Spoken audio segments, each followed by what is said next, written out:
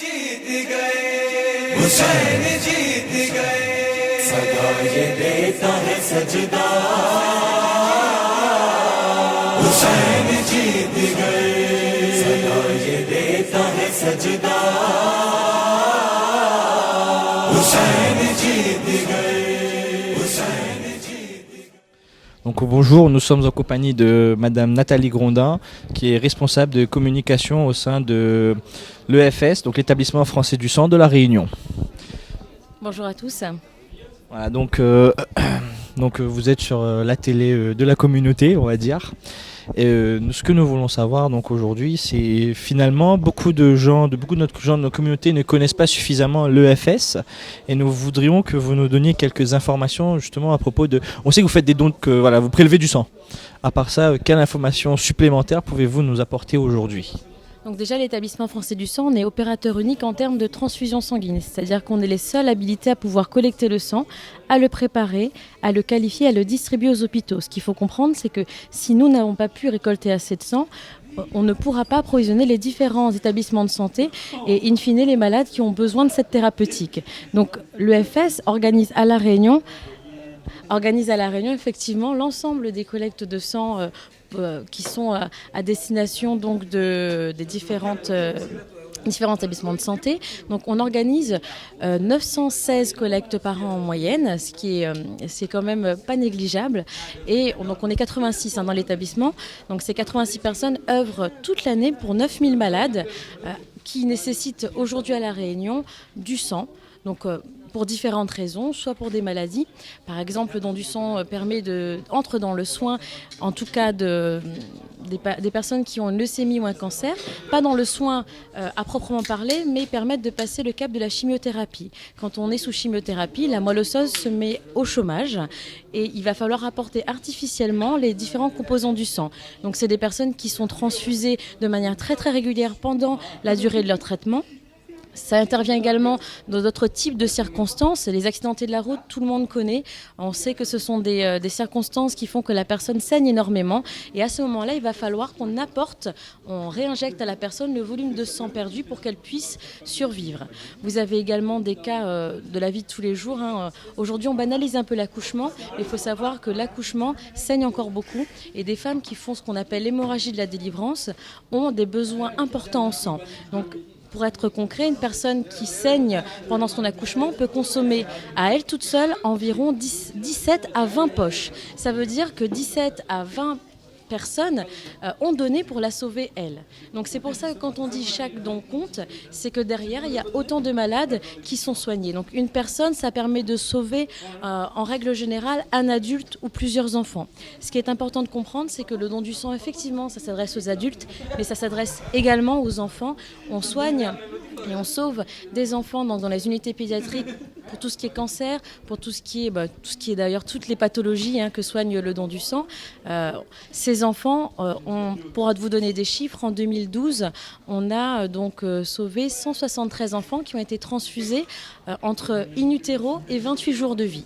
Donc c'est non négligeable. Aujourd'hui, la personne qui donne son sang sait qu'elle fait une bonne action et que derrière, sa poche sera utilisée. Donc je rappelle, 9000 malades à La Réunion qui nécessitent cette thérapeutique. Merci beaucoup pour cette explication très détaillée, je dirais, à propos de l'EFS. Donc une question qui se pose aujourd'hui, donc comme on a vu dans les journaux et compagnie, donc on a essayé de mettre en place cette communication. On a insisté sur la communauté musulmane qui doit se mobiliser aujourd'hui. Et beaucoup de gens se posent la question, pourquoi alors on a visé aujourd'hui la communauté musulmane, alors pourquoi la communauté musulmane doit se mobiliser ? Pourquoi en fait chaque communauté doit se mobiliser ?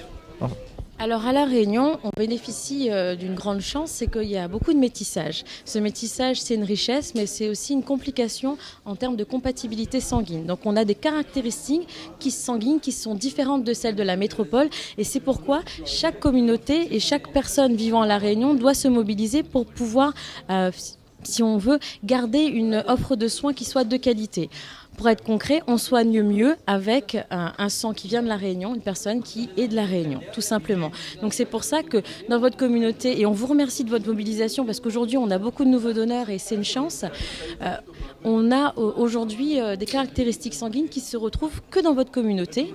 Et donc, pour le coup, on a des malades qui sont spécialisés, qui ont besoin de ces produits. D'où l'importance que la communauté se mobilise régulièrement. Donc, au-delà de cette manifestation d'aujourd'hui, comme je vous dis, on organise 916 collectes par an. Donc, n'hésitez pas à vous rapprocher de nous. On a une page Facebook, on suit la mode. Donc, www.facebook.com, Établissement français du sang, La Réunion. On a également un site internet sur lequel vous avez l'ensemble des conditions et des contre-indications, mais également des informations sur qui on est, que fait-on du sang, donc pas mal de réponses aux questions que peuvent se poser les gens. www.dondusang.net. Et pour ceux qui aiment le contact à l'ancienne, nous avons aussi 2 lignes téléphoniques où nous avons des charmantes secrétaires qui pourront vous diriger pour le bassin nord. Donc en général, pour ceux qui donneraient sur Saint-Denis, donc sur ce bassin-là, vous pouvez nous joindre au 0262 90 53 81. Et pour ceux de Saint-Pierre, 0262 25 48 01. Je précise pour clôturer cette partie sur l'offre de collecte qu'on est ouvert donc à partir du mois de juillet. Tous les 2e samedis du mois, les sites fixes ouvrent leurs portes de 8h à 13h. Donc n'hésitez pas à venir sur ce rendez-vous-là.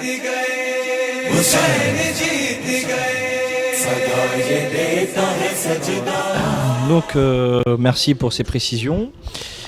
Une autre question qu'on m'a posée aussi d'ailleurs, c'est alors quand ils arrivent, on regarde, on fait est-ce que la nourriture est halal?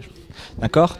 Et puis pour le voile des femmes et tout, donc on aimerait savoir en fait ce que l'EFS est prêt à faire vis-à-vis des contraintes aussi communautaires et religieuses. Donc quel est l'apport de l'EFS à propos de cela ? Ce qu'on a fait en organisant la collecte d'ailleurs, c'est qu'on s'est adapté. Donc l'idée c'est que tout le monde puisse donner son sang et qu'il n'y ait pas de barrière qui soit organisationnelle. Donc on s'est adapté tout simplement. Ce qu'il faut comprendre, c'est qu'aujourd'hui il y a eu donc une première collecte qui était réservée aux femmes et qui a permis donc aux femmes qui souhaitaient donner exclusivement entre elles, de respecter les coutumes, de le faire donc avec l'assurance qu'elles ne rencontraient pas d'hommes sur le circuit, indépendamment bien sûr du personnel médical, mais qui étaient bien au courant des modalités d'organisation. Et on a ouvert l'après-midi donc au tout public, vu qu'on s'adressait plus aux hommes de la communauté où il y avait moins finalement de besoin de s'adapter. Donc ça a permis d'ouvrir au grand public et de permettre à l'association de se faire connaître un petit peu de tous. Pour ce qui est de la nourriture, effectivement, on respecte tout à fait les coutumes de chaque communauté, on s'est adapté. Donc on a fait appel à des artisans donc, qui font halal et qui sont reconnus par votre communauté pour s'assurer justement que la nourriture soit conforme à ce qui est attendu. Voilà. Donc pour ceux qui connaissent, d'habitude on passe par Ayoub, mais qui était malheureusement fermé sur cette période. On s'est approvisionné avec Igloo Chaudron, donc qui a donc eu la gentillesse de nous préparer ça et de nous les livrer ce dimanche. Voilà, je vous remercie pour votre intervention et je vous souhaite bon courage encore pour la suite et puis bonne récolte de sang. On vous remercie en tout cas, puis on espère que cette première édition ne sera pas la dernière. On espère aussi, vous inquiétez pas, on a prévu encore des éditions avec vous. Merci à vous.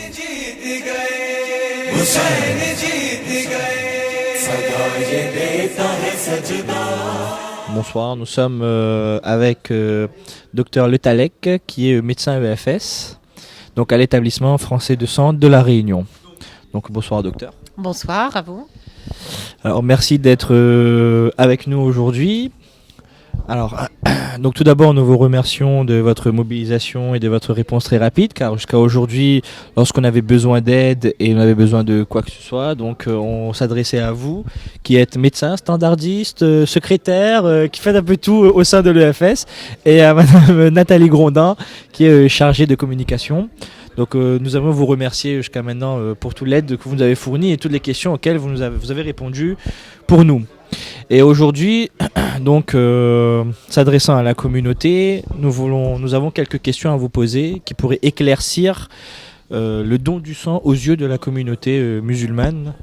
Donc la question qu'on aimerait bien déjà avoir là, donc aujourd'hui, l'EFS, quelle place a-t-il au sein de la population, l'EFS? Quels sont ses objectifs? et quelle est l'organisation au sein même de l'EFS, et surtout vous qui êtes médecin de l'EFS, comment les médecins s'organisent. Parce qu'on a eu un peu la vision de Madame Grondin. Donc elle qui parle plus des collectes. Nous aujourd'hui on voudrait savoir à l'intérieur même de l'EFS comment les médecins s'organisent, parce qu'on a vu qu'il y a beaucoup de contre-indications et tout. Comment tout cela s'organise? D'accord, tout à fait. Tout d'abord, moi j'aimerais vous remercier de l'aide que vous nous avez apportée, parce qu'il n'y a pas de secret. Le plus important pour les donneurs, pour venir, les motiver à venir donner, c'est simplement d'entendre parler du don du sang. Et donc le fait que vous ayez pris en charge ce côté-là, de faire la promo du don du sang au sein de votre communauté, c'est voilà, on a vu les résultats. Donc merci pour tout ce travail, qui est un travail de terrain qui est extrêmement important. Au niveau, nous, de l'organisation, nos contre-indications sont assez standardisées. Et puis, l'entretien médical que l'on réalise avant chaque don nous permet de voir avec le donneur si la contre-indication doit être temporaire, définitive. Alors, on a toute une série de contre-indications. Les plus classiques, bien sûr, ici, surtout à La Réunion, ce sont les voyageurs, puisque certains pays quand même qui entourent l'île sont contre-indiqués parce qu'il y a du paludisme. Et donc, un voyage dans un des pays avec du palu, ça n'est que 4 mois d'indisponibilité au don. Bon, au bout de 4 mois, les gens peuvent revenir sans aucun problème, une fois qu'ils sont rentrés à La Réunion. Et puis après, nous, voilà, les contre-indications, après, il y a un peu de tout, mais le plus souvent, ce sont quand même les voyages. Alors vous êtes médecin de l'EFS, donc j'en profite aujourd'hui pour vous poser quelques questions au sujet de ces contre-indications, parce qu'il y a certaines contre-indications que le public a du mal à comprendre et il se demande peut-être qu'on ne veut pas de notre sang, peut-être que... Donc en sujet, donc justement à propos de ces voyages, pourquoi faut-il attendre 4 mois? Pourquoi pas 2 mois? Pourquoi pas 3 mois? Pourquoi 4 mois? Et finalement, quel risque y a-t-il alors à prendre notre sang? Et puis voilà. Alors, le problème des voyages et des 4 mois, c'est simplement lié à comme nous recherchons des anticorps anti-paludéens contre le paludisme. Ces anticorps, pour être sûr que toute personne ait développé ces anticorps, les ait fabriqués, c'est le délai de fabrication, on l'a fixé à 4 mois. On a la même contre-indication pour d'autres choses. Je vais penser par exemple aux tatouages, aux piercings, aux endoscopies, fibroscopie, etc. Pour les mêmes raisons. C'est qu'on a mis un délai large, assez large, pour être sûr de ne passer à côté d'aucune personne qui a déjà le parasite pour le paludisme ou le virus pour les autres infections, qui est déjà dans l'organisme, alors que la personne n'a toujours pas fabriqué les anticorps. C'est vraiment comme dans une usine, c'est le délai de fabrication, on attend que ça soit fait. Et pour ça qu'on a fixé arbitrairement un délai de 4 mois, on est sûr de ne pas passer à côté de quoi que ce soit. Maintenant, par rapport au paludisme, il faut savoir que le paludisme peut se transmettre par transfusion. Et donc c'est pour ça qu'on écarte du don. Pareil comme pour d'autres pathologies, le virus de l'hépatite B, de l'hépatite C, de plein d'autres choses. Quand on demande également par rapport aux soins dentaires. Il y en a quelques-uns qui ont eu des soins dentaires. Si un détartrage va entraîner pas mal de bactéries dans notre circulation, pour nous, c'est pas bien gênant puisqu'on combat. Par contre, si on récupère des bactéries dans la poche de sang, alors là, les bactéries vont en profiter pour se multiplier parce qu'elles adorent le sang pour se multiplier et on risque de transfuser que de la bactérie à notre malade. Donc voilà, le but de contre-indication, c'est toujours bien de garantir la sécurité du receveur par le produit que l'on apporte, mais également par des tas de questions, on garantit toujours la sécurité de notre donneur. Le but du jeu, c'est pas que le donneur fasse une grande maladie juste derrière chaque don. Donc voilà pourquoi on pose toutes nos questions. C'est vraiment garantir, le don doit rester complètement inoffensif, et pour le donneur, et pour le receveur. Même si, bien sûr, sur tous nos prélèvements, des tonnes d'analyses vont être réalisées avant de la distribuer à un malade. On va vérifier plein de choses. Entre autres, le plus fréquent, c'est le plus classique, c'est tous les virus, les hépatites, hépatite B, hépatite C. On va vérifier la syphilis, on va vérifier le HTLV, qui est un virus qu'on rencontre très, très, très, très rarement. On va vérifier également le groupe sanguin des donneurs par nos analyses. On va vérifier l'hémoglobine, voir si les gens ne sont pas en anémie. Donc voilà, toutes nos petites analyses sont toujours pour garantir la sécurité de chacun. Super, on comprend qu'il y a un travail qui est vraiment énorme après le don, donc on s'arrête pas à là, donc il y a un travail vraiment énorme. Et un jour, j'espère, comme j'avais visité, là, j'espère un jour amener la caméra entière pour vérifier l'intérieur exactement comment cela se passe. D'ailleurs, on va voir avec Madame Lourona si c'est possible de mettre cela en place pour que aujourd'hui les gens voient comment se passe finalement derrière le don du sang. On s'arrête pas à la poche ici. D'ailleurs, il y a un travail énorme. Dernière question que, en tout cas, j'aimerais vous poser, c'est au final, donc aujourd'hui, un des grands buts aujourd'hui, c'était aussi de faire appel spécialement et vraiment spécifiquement, mais de manière ciblée à la communauté musulmane que nous sommes. Et finalement, pourquoi, quelles sont les causes de cet appel? Pourquoi un appel à la communauté musulmane? Pourquoi pas un appel à toutes les communautés? Vraiment, on a appelé toutes les communautés bien sûr, mais pourquoi aujourd'hui par exemple on voudrait que la communauté musulmane se mobilise encore plus au niveau de ses dons? Alors, c'est pas tant le fait d'avoir la communauté musulmane, c'est par les origines. Dans notre île, les origines sont multiples, mais quand je parle des origines, c'est les premiers habitants de la Réunion viennent de tellement partout qu'on le voit, nous, à travers les groupes sanguins. C'est assez particulier. La répartition des groupes sanguins au sein de la population de la Réunion, au sein de la population de notre île, est un peu différente par rapport à la métropole. En termes de groupe A, O, B, c'est pas du tout la même répartition. Et donc, il est extrêmement important que tout le monde vienne donner. Parce qu'on a tous des origines multiples. Les malades, c'est pareil. Les groupes sanguins ont une répartition géographique. Il y a encore plus de 50 ans, on faisait des mouvements de population, on les étudiait par rapport au groupe sanguin. Donc on voyait comment les populations avaient évolué, je pense surtout en Afrique, puisque c'était les colonies. Moi j'ai retrouvé beaucoup de textes sur des scientifiques français qui ont fait comme ça dans les colonies une étude des populations et à travers les groupes sanguins, c'est ce qu'il y a de plus facile. Donc tout l'intérêt ici vraiment à La Réunion et le métissage a en plus accentué un petit peu cette particularité des groupes sanguins qu'il est extrêmement important de diversifier parmi nos donneurs, puisque c'est extrêmement diversifié parmi nos receveurs. Alors il y a quelques petites choses qui font que des groupes sont assez particuliers ici et que si éventuellement on demandait un approvisionnement de la part de nos collègues de métropole, ils ne pourraient pas en trouver parce qu'eux, ils en ont pratiquement pas. Pour eux, ce sont des groupes rares, alors qu'ici à La Réunion, c'est des groupes un peu moins fréquents, mais pas forcément des groupes rares. Alors, un exemple, c'est un petit peu, je pense par exemple, alors j'ai montré encore tout à l'heure à un donneur l'explication des groupes sanguins. Nous, quand on transfuse, on ne se limite pas au système ABO et au système Rhésus avec le grand D, le positif ou négatif, ce que vous connaissez plus classiquement, mais on a derrière toute une série d'antigènes pour lesquels il faut qu'on compatibilise. Il faut que ce soit les mêmes antigènes. Et vous avez par exemple l'antigène grand C et grand E qui sont absents chez beaucoup de gens ici à La Réunion, et qu'on ne peut transfuser qu'avec le même sang. Et donc c'est pour ça que régulièrement, ce type de groupe particulier nous est un peu manquant, parce qu'on en a besoin souvent et qu'il faut que tout le monde puisse venir donner. Après, il y a des groupes extrêmement rares. On parle toujours des Bombay ou des para-Bombay, les H, voilà, ou les quels nuls. C'est assez spécifique. À La Réunion, on en trouve un peu en métropole, bien sûr, mais cette grande diversité qu'on a tous ici à La Réunion dans nos origines fait qu'il est évident que toutes les communautés sont appelées à venir donner et toute la population réunionnais.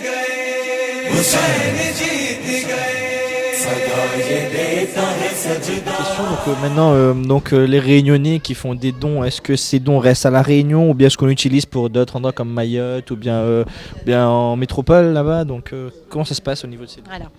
Alors, a priori, tous les produits qui sont prélevés, toutes les poches prélevées ici à La Réunion vont rester à La Réunion ou Mayotte, puisque évidemment, Mayotte maintenant est un département et Mayotte fait partie de notre établissement. Nous approvisionnons l'hôpital de Mayotte en produits sanguins, tant que Mayotte ne peut pas prélever à cause du paludisme, tout simplement. Ils ont le paludisme chez eux, donc on ne peut pas prélever pour l'instant à Mayotte. Je ne désespère pas qu'un jour on y arrive, pourquoi pas, puisque les Mahorais viennent donner quand ils sont ici à La Réunion depuis plus de 4 mois, sans aucun souci. Évidemment, La distance fait que, a priori, nous n'envoyons pas de poches ou de produits en métropole, mais il se pourrait que si on en avait bien plus que ce qu'il nous faut pour ici assurer l'autosuffisance à La Réunion, il n'est pas impossible que nous aussi, nous puissions envoyer des poches en métropole quand ils en ont besoin. C'est vrai qu'on a des petits groupes très particuliers qu'on pourrait éventuellement envoyer. Bon, pour l'instant, vu la grosse augmentation de distribution que nous avons ici depuis quelques années, tout ce que l'on prélève, de toute façon, est utilisé ici. Mais le jour où on aura énormément de donneurs, espérons-le, et que on arrive déjà à soigner nos malades, ce que l'on aura de trop, évidemment, on pourra l'envoyer. Alors c'est vrai qu'avec la distance, c'est plus compliqué, mais nous faisons partie d'un établissement unique, un établissement national, et nos collègues de métropole s'échangent, bien sûr, des poches de sang entre régions, sans aucun problème. Nous, c'est surtout la distance qui nous fait freiner On en a un peu qui vient de temps en temps. Nous avons une tellement forte distribution que parfois, il y a eu beaucoup trop de poches distribuées et que nous, on n'a pas réussi à avoir le nombre de donneurs qui a suivi derrière, que quelquefois la métropole, bien sûr, nous envoie quelques poches, bien sûr. Bon, merci beaucoup pour toutes ces explications. On comprend beaucoup mieux l'organisation aujourd'hui de l'EFS, donc l'importance du don et donc l'importance de toutes les communautés à être solidaires vis-à-vis de tous, parce que finalement, demain, le sang de quelqu'un de la communauté pourrait revenir à quelqu'un de la communauté même. Donc on est là à s'entraider. En tout cas, je vous remercie beaucoup pour votre accueil, pour votre hospitalité et pour votre aide dans toutes ces démarches, et en espérant pouvoir retravailler avec vous très très bientôt. Pas de souci. Oui. Et puis le dernier message, c'est que évidemment, dès que vous voulez relancer comme ça, bien sûr en partenariat, comme je vous disais, il est extrêmement important d'avoir des relais comme vous sur le terrain pour bien parler du don du sang. La plupart des gens nous disent toujours, oui, mais je sais pas où donner. Là maintenant, vous savez comment ça se passe. Vous pouvez passer le message. Il y a des collectes. Nous, on est en déplacement à travers toute l'île tout au long de l'année. Tous les jours, on fait une sortie, une ou deux collectes, que ça soit sur le sud ou sur le nord, sur l'ouest ou sur l'est. Tous nos sites de nos deux sites, Saint-Pierre et Saint-Denis, sont ouverts tous les jours de la semaine. Et également, le deuxième samedi de chaque mois, nous ouvrons les sites fixes, donc à Belle-Pierre, pour Saint-Denis, à l'hôpital, et le site de Saint-Pierre, qui lui est rue de Suffren, en centre-ville, tous les samedis matins, le deuxième samedi de chaque mois. Et surtout merci à vous de votre mobilisation. Hussain जीत गए सदा ये देता है सजदा हुसैन